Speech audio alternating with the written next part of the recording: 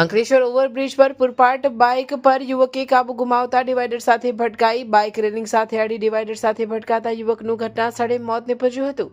ઘટના અંગે એ ડિવિઝન પોલીસે તપાસ શરૂ કરી હતી.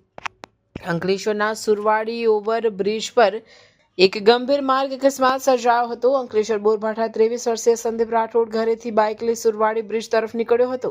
પોતાની સ્પોર્ટ્સ બાઇક લઈ બ્રિજ પર પસાર થયો હતો. તે સમયે પૂર ઝડપે ચાલતી બાઇક પર અચાનક કંટ્રોલ ના રહેતા બાઇક રેલિંગ અને ડિવાઈડર સાથે ધડાકાભેર અથડાતા બાઇક સવાર સંદીપ રાઠોડને માથાના ભાગે ગંભીર ઈજા પહોંચતા ઘટના સ્થળે જ મોત નીપજ્યું હતું.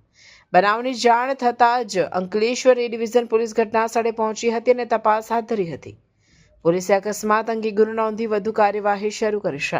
પ્રાથમિક તપાસમાં બાઇકની વધુ ઝડપ અકસ્માતનું મુખ્ય કારણ હોવાનું મનાઈ રહ્યું છે.